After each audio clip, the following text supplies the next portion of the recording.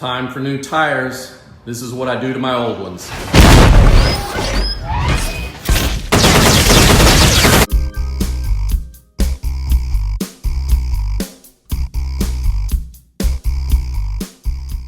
All right, guys, new tire day. Let's go take a look.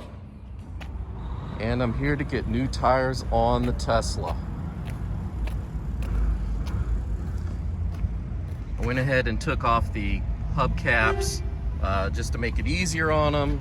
I already schooled them on how to unlock it and how to start it up, and I even left out my jack pucks on the console there. So should be all good to go to get new tires.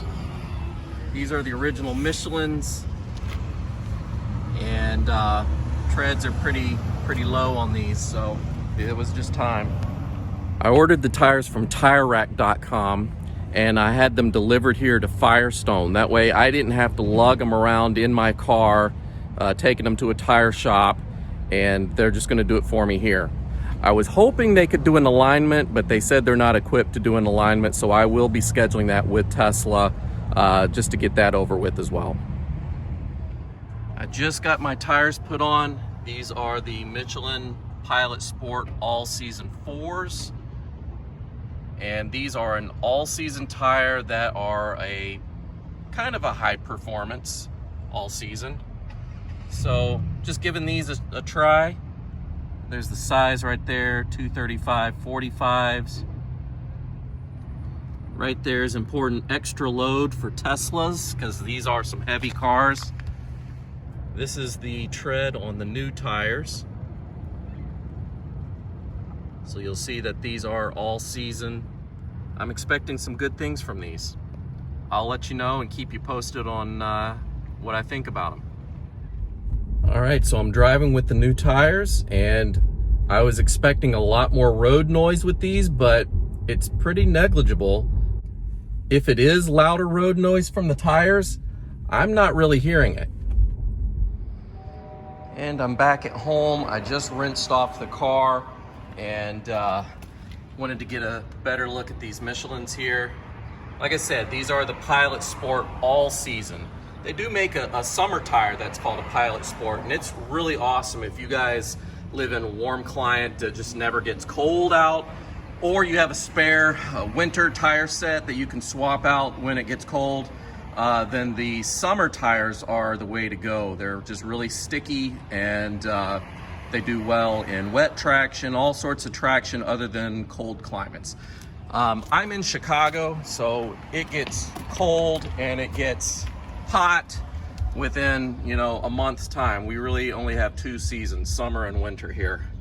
So that's why I got the all season here. I did purchase these tires from tirerack.com, and I do recommend tirerack.com. I've used them for years for other cars. This is the first set I've bought for the Tesla, and of course it goes seamlessly. They will ship them either to your house, or they give you different locations of installers that you can ship it straight to them, so you don't have to worry about putting them in your car, folding the seats down, making space to put 4 new tires in to drive it to a tire shop and have them do it that way. They have a lot of good information about tires in general and different types of tires, what to look for when you're buying a tire, what your style of driving is. Do you want a quiet, comfortable tire? Maybe you'll want some sort of grand touring tire for your car. The ones that come on the Tesla, those Michelin Premises, those were designed for EVs. They've got a low rolling resistance to give you extra range, and they have the foam on the inside to make it an extra quiet ride. If that is something that's important to you, the range, the efficiency, if you like to drive your car in chill mode all the time, maybe just the same factory tires would be the ones for you. I'm a little bit more of a spirited driver, so I didn't want to go full summer set of tires, so I went with a high performance all season. I think that's just the best option for me personally and my driving style.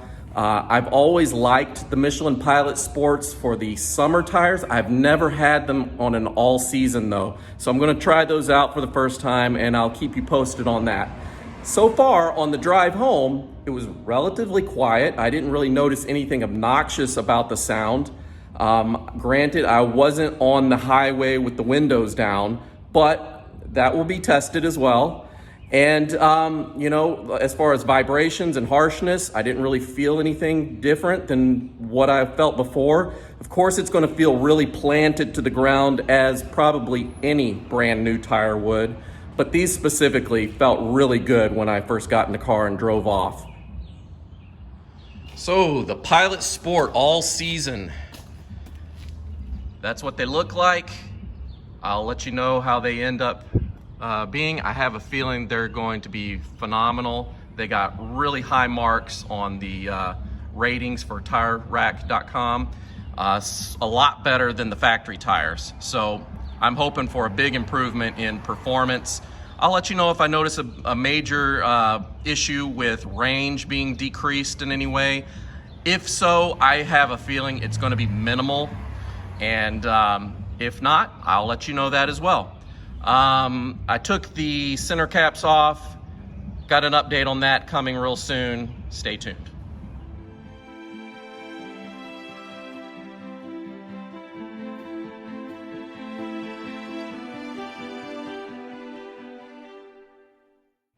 And some of you guys made a really good point in my tire rotation video about what if you have staggered wheels. Well, there's two basic types of setups as far as wheels go on your car. You've got a square setup and then you've got a staggered setup. Square is like what comes with your Tesla Model 3 long range, standard range. It just basically means the wheels are the exact same size on all four corners of the car, okay? So if you have a staggered set, that's usually like a perfect example. Drag cars, where they have the smaller wheel on the front and the big fat wide tire on the back of the car, that's considered a staggered set. Now I know some of the Model X's and some of the more expensive cars that Tesla makes may come with a staggered set. Some people buy aftermarket wheels and tires with a staggered set. They often put a wider tire on the back of the car because it's more contact for the more powerful motor that's pushing the car, and put a skinnier tire on the front, and that just helps with rolling resistance and a couple other things. It's lighter also, saves there. But it's just personal preference. It depends on what you're wanting to do with the car. Are you tracking the car? Are you racing the car? Is it a daily driver? Are you going for comfort?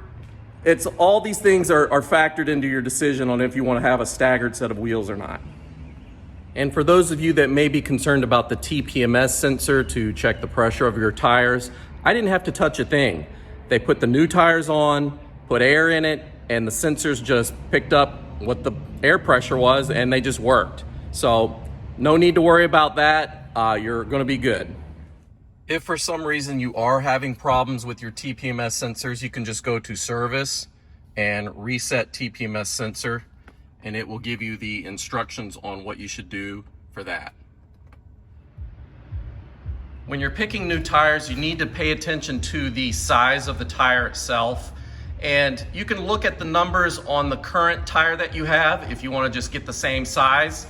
So what this is saying is that it is 235/45.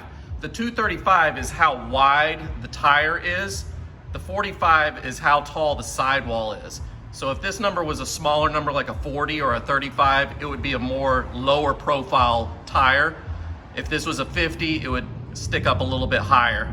Over here, 18 is just because this is an 18-inch aero wheels. So that's what you need to look for. Also, you need to notice if these are directional tires or not. And that's basically going to be what the tread pattern is, if it's designed by the manufacturer to roll a certain direction. These are not directional, but as an example, let me show you my Miata. So I've got the Yokohama S drives over here, and if you look here, there's actually an arrow that says what rotation the tire should spin in. So that means this tire is going to be on the driver's side because it needs to roll this way. If it was the other direction, I would put it on the passenger side. So just be aware of that. If they are directional, it will have an arrow like that to show you which way they're supposed to be facing.